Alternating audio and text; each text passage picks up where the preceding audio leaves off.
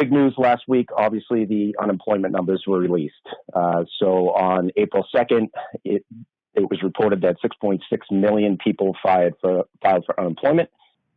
That doubled the previous week of 3.3 million filings. And to put that in a little bit of context, the previous high was 695,000 from the last week in September in 1982.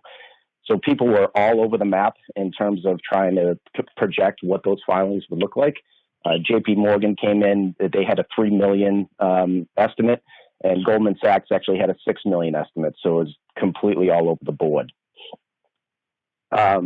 Obviously, what we're seeing in the market now is volumes are disappearing. So the dry van load to truck ratio is down 20%. That's from the third week in March versus the last week in March.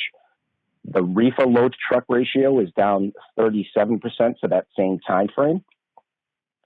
The United States Purchasing Managers Index fell to 49% in March. So anything below 50% is considered a contracting economy. So not a good story there. Goldman Sachs is also predicting a 36% drop in GDP for Q2. Previously, they had an estimate of a 24% drop. They're also projecting unemployment to rise to 15% by the second half of the year. However, they are also predicting a 19% surge in GDP in Q3. Now, the Federal Reserve in St. Louis is projecting a much higher unemployment rate of 32%. That would equate to just under 50 million Americans out of work. And to give that a little bit of context, unemployment was at just under 25% during the Great Depression. So these are truly some uncharted times.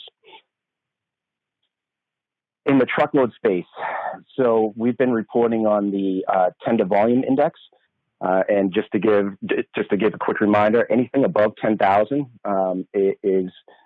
is showing an influx in market volumes. Anything below that, obviously, is showing negative. So on 327, the volume index was over 12,000. It was 12,400. And again, we didn't hit anything above 11,000 in 2019. On 4-1, it had dropped to 11,600. On 4-3, it dropped to just under 11,000 at 10,974. On April 6th, it was down to 10,424, and right now it's at 9,761. So again, we're consistently seeing these volumes coming out of the marketplace. Another key metric for us that we want to continue to monitor is going to be the tender rejection index. So again, on 327, it was over 19%. On 4-1, it was at 17.5%. 4-3, it was at 14%. On the 6th, it was at 12%. And as of today, it is below 9%. So we're seeing less rejections in the marketplace as well. From an ocean freight standpoint, what we're seeing now are carriers are starting to cancel sailings. So the Trans-Pacific westbound, which would be exports from the U.S., has some significant challenges. Vessel space and container availability is now being booked out up to 6 weeks in advance for shipments going back over to Asia. So if you are an exporter, we are strongly recommending that you are making your bookings as far in advance as possible. The steamship lines have canceled 212 sailings over the next 3 months. So this is their way of shrinking capacity because the volumes are not going to be there.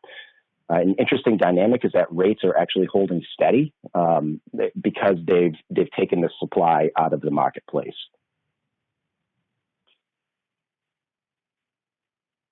There's been a 10 to 20% drop in new bookings coming out of China for the first week in April. And overall, some big news is in the air freight space. So general air freight rates are up another 10% from last week. So that's the week of 327 versus the week of 320. And published rates are just not going to be good enough to get the cargo moving.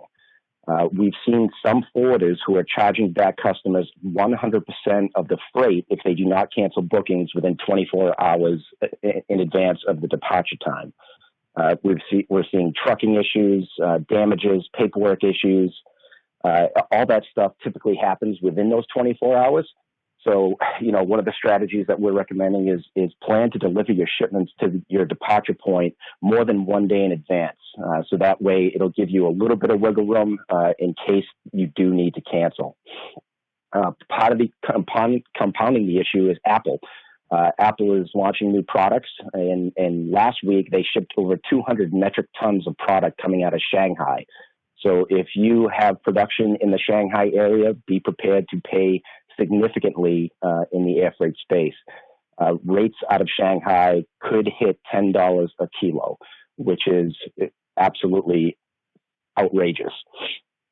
U.S. air cargo terminals are significantly short-staffed, so we are seeing some delays on the delivery points as well. And one of the things that we'll recommend is be flexible. If you normally would fly goods into, say, Chicago, maybe look at Columbus, look at neighboring airports, because all the PPE and medical supplies are getting all the priority right now. On a good note, and good being a relative term right now, is the price of diesel has dropped for the 13th straight week. So right now it is at $2.55. So it's a little bit of money back into all the shippers' pockets. And we're projecting that this is going to continue to drop for the foreseeable future as well.